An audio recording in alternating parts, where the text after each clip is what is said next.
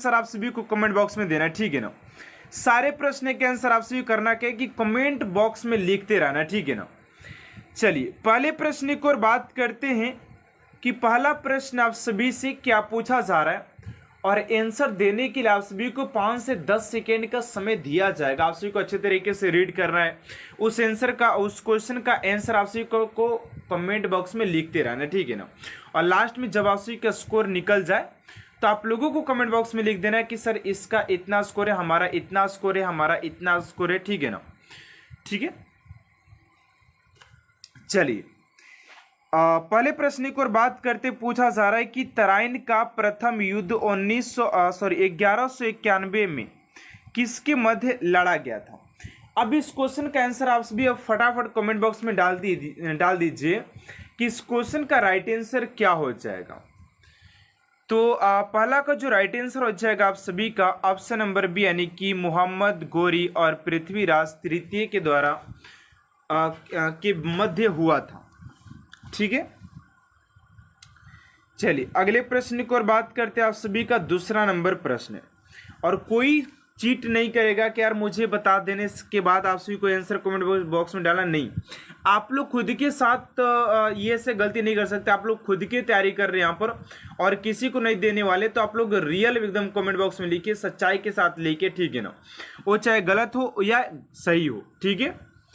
अगला प्रश्न है कि बंगाल को मुगल साम्राज्य से पृथक कर स्वतंत्र किया। बंगाल को मुगल साम्राज्य से पृथक कर स्वतंत्र किया, किसने किया था। तो राइट आंसर हो जाएगा आप सभी का मुर्शिद कुली खां हो जाएगा। ऑप्शन नंबर ए स्टूडेंट आप सभी का राइट आंसर हो जाएगा। चलिए अगले प्रश्न की ओर बात करते हो। फटाफट आप लोग कमेंट बॉक्स में आंसर डालते रहते, हम फूट जाना चाहिए कमेंट बॉक्स। आप सभी के आंसर से लगना चाहिए कि यार कमेंट बॉक्स कितना करने वाले लोग हैं, ठीक है ना। चलिए तीसरे नंबर प्रश्न की ओर बात करते, ध्यान दीजिएगा क्या पूछा जा रहा है कि अंग्रेजों ने फूट डालो और शासन करो की नीति कब अपनाई थी। अंग्रेजों ने फूट डालो और शासन करो की नीति कब अपनाई थी। तो तीसरा का राइट आंसर हो जाएगा आप सभी का ऑप्शन नंबर सी, यानी कि 1858 ईस्वी में के बाद किया था। तो ऑप्शन नंबर सी आप सभी का राइट आंसर हो जाएगा क्वेश्चन नंबर 3 का, ठीक है ना। चलिए अगले प्रश्न की ओर बात करते हैं। आप सभी का 4 नंबर प्रश्न है। आप सभी देखिए, मान के चलते कि क्वेश्चन नंबर 4 का ऑप्शन नंबर बी हुआ, या ऑप्शन नंबर आप सभी का क्या हुआ कि ऑप्शन नंबर सी हुआ, या ऑप्शन नंबर डी हुआ, या ऑप्शन नंबर ए हुआ। आप सभी को ऐसे ही करना क्या है कि आप सभी को ऐसे ही करना क्या है कि आप सभी को अच्छे तरीके से इसको नोट डाउन कर देना, ठीक है ना। चलिए अब अगले प्रश्न की ओर बात करते हैं। आप सभी का 4 नंबर प्रश्न क्या, ध्यान दीजिएगा। कह रहे कि बिहार प्रदेश को किस मुस्लिम शासक ने सर्वप्रथम जीता था। बिहार को किस मुस्लिम शासक ने सर्वप्रथम जीता था। तो राइट आंसर हो जाएगा आप सभी का 4 का ऑप्शन नंबर बी, यानी कि खिलजी।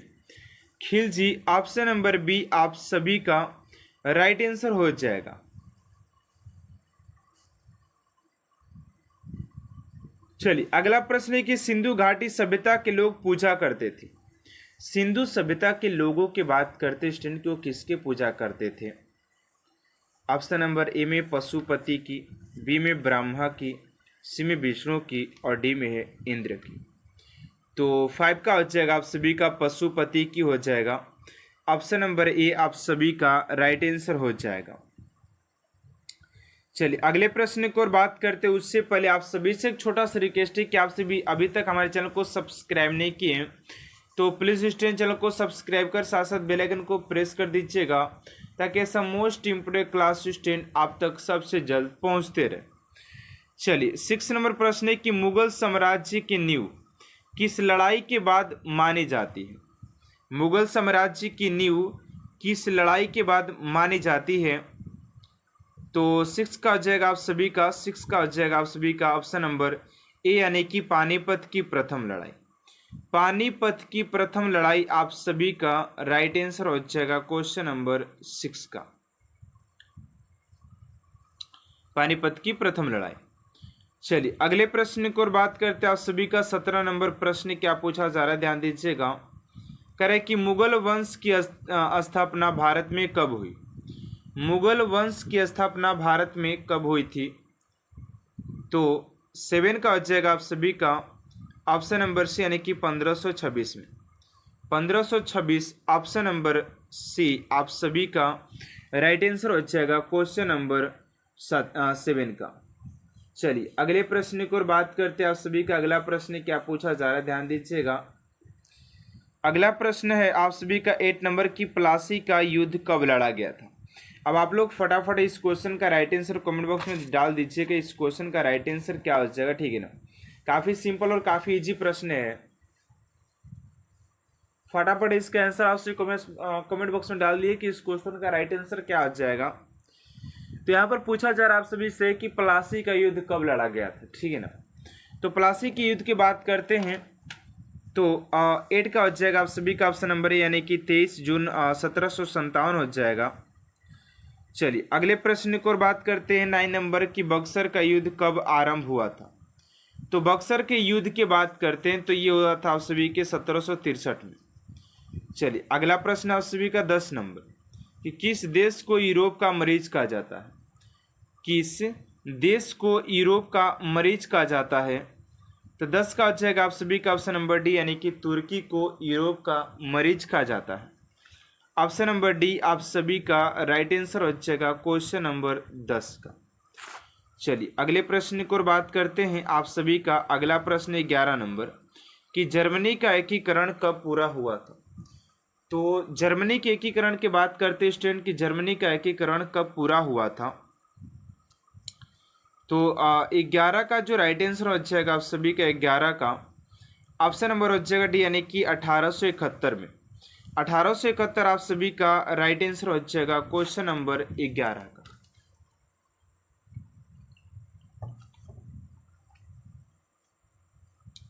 चलिए अगला प्रश्न 12 नंबर की जलियांवाला बाग हत्याकांड के लिए कौन सा जनरल उत्तरदायी था।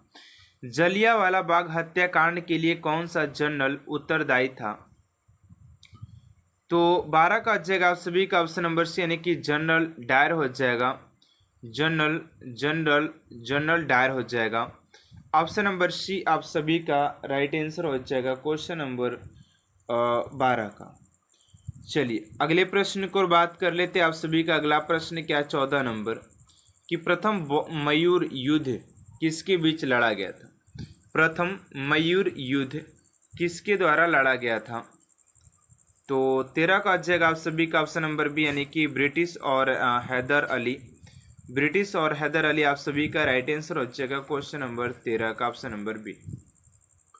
चलिए अगले प्रश्न की ओर बात करते हैं आप सभी का। 14 नंबर प्रश्न की सती प्रथा पर प्रतिबंध किसने लगाया था।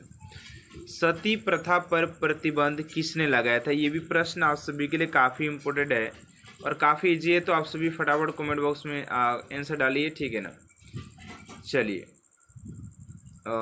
अगले प्रश्न की ओर बात करते हैं आप सभी का। 15 नंबर प्रश्न क्या पूछा जा रहा है, ध्यान दीजिएगा। 15 नंबर प्रश्न करा कि जलियांवाला बाग की दुर्घटना किस सन में हुई थी। तो जलियांवाला बाग की दुर्घटना की बात करते हैं तो ये हो जाएगा आप सभी का 1919 में। Option number B. अगला है कि चोरी चोरा कांड किससे संबंधित है। तो 16 का हो जाएगा आप सभी का ऑप्शन नंबर ए, यानी कि असहयोग आंदोलन। असहयोग आंदोलन ऑप्शन नंबर ए, असहयोग आंदोलन।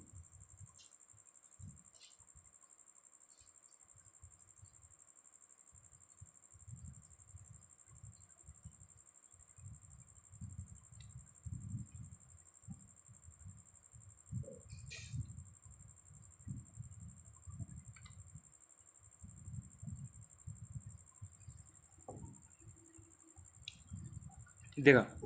चलिए अगले प्रश्न को यहाँ पर हो जाएगा असहयोग आंदोलन, ऑप्शन नंबर ए हो जाएगा 16 का।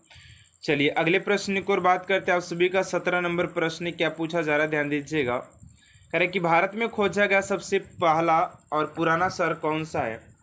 तो भारत में खोजे गए सबसे पुराना शहर की बात करते तो आप सभी का 17 का हो जाएगा आप सभी का बी, यानी कि हड़प्पा हो जाएगा। Option number B. Option number B आप सभी का राइट आंसर हो जाएगा। चलिए अगले प्रश्न की ओर बात करते हैं। 18 नंबर प्रश्न यहाँ पर पूछा जा रहा है कि किस वेद में प्राचीन वैदिक युग की संस्कृति के बारे में सूचना दी गई है। तो 18 का अच्छा आप सभी का ऑप्शन नंबर ए यानी कि ऋग्वेद हो जाएगा, ऋग्वेद। चलिए अगला प्रश्न आप सभी का कि हड़प्पावासी किस वस्तु के उत्पादन में सर्वप्रथम थे।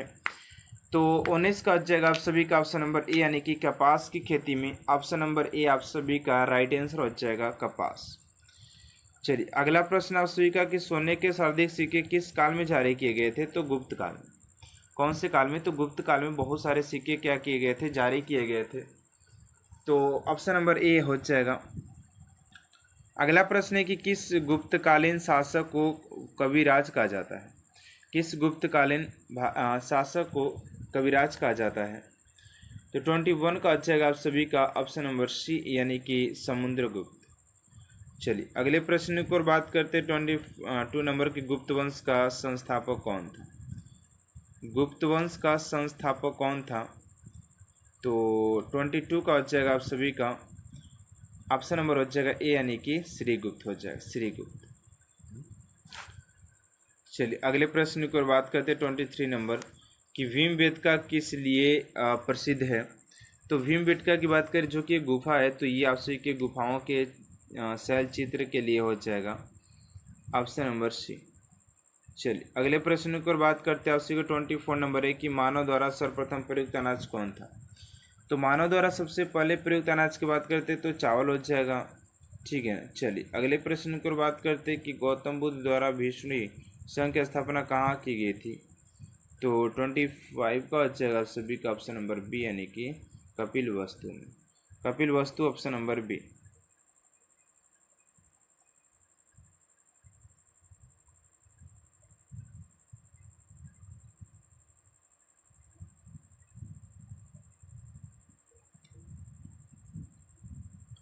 चलिए अगले प्रश्न की ओर बात करते हैं।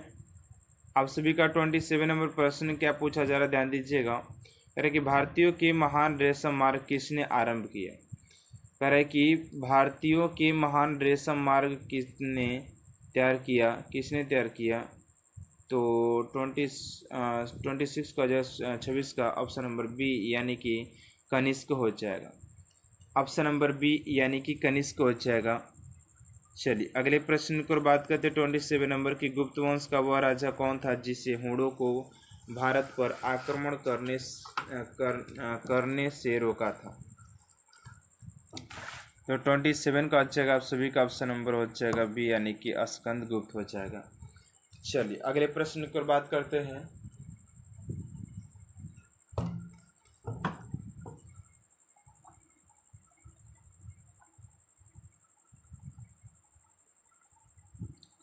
तो 28 नंबर प्रश्न की दिलवाड़ा मंदिर कहाँ पर स्थित है। तो मंदिर की बात करते तो आबू पर्वत हो जाएगा। चलिए अगला प्रश्न है कि उस शासक का नाम क्या है जिससे विजय स्तंभ का निर्माण करवाया गया था।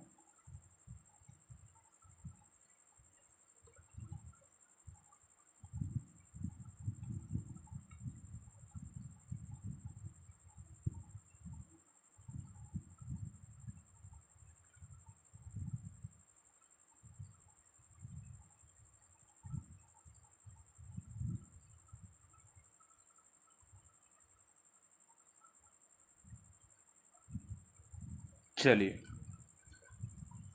तो 29 का हो जाएगा आप सभी का ऑप्शन नंबर ए यानी कि राणा कुंभा हो जाएगा। अगला प्रश्न है कि एलोरा गुफाओं का निर्माण करवाया था। तो एलोरा गुफाओं की बात करते हैं तो ये उसी के राष्ट्रकूटों ने करवाया था। अगला प्रश्न भारत मुस्लिम राज का संस्थापक माना जाता है। तो माना जाता है उसी के मोहम्मद गोरी को, मोहम्मद गोरी। चलिए अगला प्रश्न है कि आगरा नगर की स्थापना किसके द्वारा की गई थी। तो 32 का हो जाएगा आप सभी का ऑप्शन नंबर बी, 32 का हो जाएगा ऑप्शन नंबर बी मोहम्मद बिन तुगलक हो जाएगा। अगला प्रश्न के लोधी वंश का अंतिम शासक कौन था। तो 33 का हो जाएगा आप सभी का ऑप्शन नंबर ए यानी कि इब्राहिम लोधी हो जाएगा। अगला है कि गदर पार्टी की स्थापना गदर पार्टी की स्थापना की बात करें तो 1913 ही में हो गया था। मुगल सम्राट अशोक के समय प्रसिद्ध चित्रकार कौन थे? तो ये हो जाएगा ऑप्शन का 35 का ऑप्शन नंबर डी, यानी कि 10 वंथ हो जाएगा। देखिए अब आप लोग को मैं वो नहीं सिखाने वाला यहाँ पर कि आप लोग थंबनेल कैसे बनाते हैं। नॉर्मली मैंने आपसे को अच्छे तरीके से दिखा दिया, आप लोग जाकर के वहाँ पर बार बार देख सकते हैं, हमारे चैनल पर भी आकर के आपसे देख सकते हैं, ठीक है। यहाँ पर देखिएगा थोड़ा सा 36 नंबर प्रश्न क्या पूछा, जरा देखिएगा एकदम। कह रहा है कि साइमन कमीशन का भारत आगमन किस वर्ष हुआ? तो ये हो जाएगा आप सभी का सी, यानी कि 1928 में। भारतीय कम्युनिस्ट पार्टी का अंतिम अस्तित्व किस रूप में आया?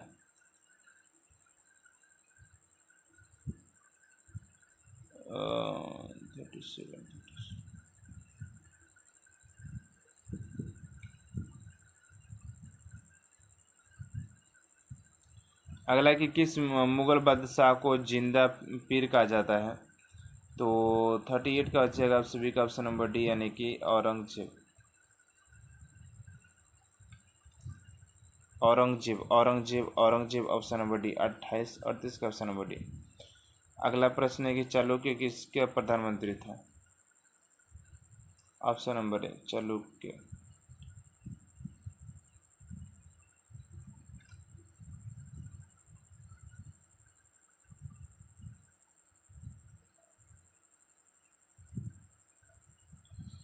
तो 40 का हो जाएगा आप सभी का ऑप्शन नंबर बी, यानी कि मौर्य सम्राट अशोक हो जाएगा। चंद्रगुप्त मौर्य के शासन विस्तार में कितने मुख्य रूप से मदद की थी? तो ये हो जाएगा सी, यानी कि चाणक्य। निम्नलिखित में से कौन एक मौर्य वंश का शासक नहीं है? तो मौर्य वंश के शासक की बात करते हैं तो 42 का हो जाएगा आप सभी का ए, यानी कि अजातशत्रु। चलिए अगला है कि सिंधु घाटी सभ्यता के घर किसने बनाए थे? तो ईंटों से बनाए थे, ठीक है, ईंटों हो जाएगा, ऑप्शन नंबर ए हो जाएगा। अगला चलिए फार हो गया कि हड़प्पा सभ्यता की खोज 1921 ईस्वी में दयाराम साहनी और अकलदास बनर्जी वो जो थे मोहनजोदड़ो। प्लासी की लड़ाई में अंग्रेज की सेना का नेतृत्व किसने किया था? तो 45 का आंसर क्या दिया गया है? 45 ऑप्शन नंबर, यानी कि रॉबर्ट क्लाइव ने। बक्सर के युद्ध में अंग्रेजी सेना का नेतृत्व करने वाला था। तो 46 का जगह सभी का सी, यानी कि एक्टर मुनरो को। अगला है कि टीपू सुल्तान की राजधानी, क्या करते हो? टीपू सुल्तान की राजधानी क्या हो जाएगा? तो उसी के श्रीरंगपट्टनम हो जाएगा, ऑप्शन नंबर डी ए आप सभी का राइट आंसर हो जाएगा, सॉरी ऑप्शन नंबर डी। चलिए अगला प्रश्न है कि किस गुरु ने गुरु नानक की जयंती जीवनी लिखी थी? तो 48 का हो जाएगा आप सभी का बी, यानी कि गुरु अर्जुन देव।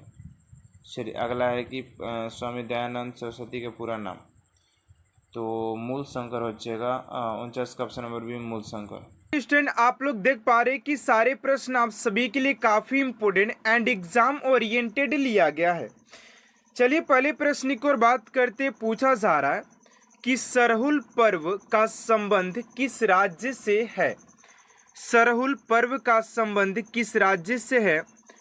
ऑप्शन ए में है राजस्थान, बी में झारखंड, सी में मध्य प्रदेश और डी में पश्चिम बंगाल। अगर आप लोगों को किसी भी प्रश्न का अगर आंसर पता होता है तो आप लोग फटाफट कमेंट बॉक्स में लिख सकते हैं, ठीक है ना। उसके लिए आप सभी को 5 सेकेंड का समय दिया जाएगा। तो इस क्वेश्चन का जो राइट आंसर हो जाएगा आप सभी का ऑप्शन नंबर बी झारखंड से संबंधित हो जाएगा। ऑप्शन नंबर बी आप सभी का राइट आंसर हो जाएगा। चलिए अगले प्रश्न की ओर बात करते हैं आप सभी का। अगला प्रश्न सेकेंड नंबर, संविधान के किस अनुच्छेद में यह अंकित है कि इंडिया अर्थात भारत राज्यों का एक संघ होगा? ये क्वेश्चन आप सभी के लिए काफी ज्यादा इंपोर्टेंट हो जाएगा। कह रहे कि संविधान के किस अनुच्छेद में यह अंकित है कि इंडिया अर्थात भारत का राज्य एक संघ होगा? तो राइट आंसर हो जाएगा आप सभी का अनुच्छेद 1 में इसे अंकित किया गया है। ऑप्शन नंबर ए आप सभी का राइट आंसर हो जाएगा। चलिए अगले प्रश्न की ओर बात करते हैं आप सभी का। 3rd नंबर प्रश्न है कि भारत के प्रथम स्वतंत्रता संग्राम का मुख्य तत्कालीन कारण क्या था? तो इस स्वतंत्रता संग्राम के अगर हम लोग प्रमुख अगर कारण की बात करें, तत्कालीन कारण की बात करते हैं, तो थर्ड का राइट आंसर हो जाएगा आप सभी का बी, यानी कि अंग्रेजों का धर्म में हस्तक्षेप का संदेश देना। ऑप्शन नंबर बी आप सभी का राइट आंसर हो जाएगा। चलिए अगले प्रश्न की ओर बात करते हैं। आप सभी का 4 नंबर प्रश्न है कि कनौज को सर्वप्रथम महत्व प्रदान करने वाले थे। कनौज को मौर्य, गुप्त, मौखरी या कुषाण। तो राइट आंसर हो जाएगा आप सभी का 4th का मौखरी। ऑप्शन नंबर सी आप सभी का राइट आंसर हो जाएगा। चलिए अगले प्रश्न की ओर बात करते हैं, उससे पहले आप सभी से एक छोटा सा रिक्वेस्ट है, स्टूडेंट अगर अभी तक आपसे मेरे चैनल को सब्सक्राइब नहीं किए तो प्लीज़ स्टूडेंट चैनल को सब्सक्राइब कर साथ साथ बेल आइकन को प्रेस कर दीजिएगा, ताकि ऐसा मोस्ट इम्पोर्टेंट क्लास स्टूडेंट आप तक सबसे जल्द पहुंचते रहे। चलिए 5 नंबर प्रश्न है कि महमूद गजनवी ने भारत में प्रथम आक्रमण किस राज्य के विरोध किया। महमूद गजनवी ने भारत में सर्वप्रथम आक्रमण किस राज्य के विरोध किया। तो 5 का हो जाएगा आप सभी का हिंदू शाही यानी कि ब्राह्मण शाही हो जाएगा। ऑप्शन नंबर ए स्टूडेंट आप सभी का राइट आंसर हो जाएगा। चलिए अगले प्रश्न की ओर बात करते हैं। आप सभी का अगला प्रश्न क्या दिया गया है, ध्यान से देखिएगा कि अकबर के शासन काल में महाभारत का फारसी भाषा में अनुवाद किया गया था, वह किस नाम से जाना जाता है। वह किस नाम से जाना जाता है। तो राइट आंसर हो जाएगा आप सभी का ऑप्शन नंबर बी यानी कि रज्मनामा। रज्मनामा हो जाएगा। ऑप्शन नंबर बी आप सभी का राइट आंसर हो जाएगा। चलिए अगले प्रश्न की ओर बात करते हैं। आप सभी का 7 नंबर प्रश्न है कि ग्वालियर राज्य की स्थापना किसने की थी। ग्वालियर राज्य की स्थापना किसने की थी। तो 7 का हो जाएगा आप सभी का ऑप्शन नंबर डी यानी कि जीवाजीराव सिंधिया। जीवाजीराव सिंधिया हो जाएगा। ऑप्शन नंबर डी आप सभी का राइट आंसर हो जाएगा। चलिए अगले प्रश्न की ओर बात करते हैं। आप सभी का 8 नंबर प्रश्न है कि ईस्ट इंडिया कंपनी के नेतृत्व में रॉबर्ट क्लाइव का उत्तराधिकारी निम्नलिखित में से कौन था। ईस्ट इंडिया कंपनी के नेतृत्व में रॉबर्ट क्लाइव का उत्तराधिकारी निम्नलिखित में से कौन था। तो 8 का राइट आंसर हो जाएगा आप सभी का हेस्टिंग्स हो जाएगा। ऑप्शन नंबर सी आप सभी का राइट आंसर हो जाएगा हेस्टिंग्स।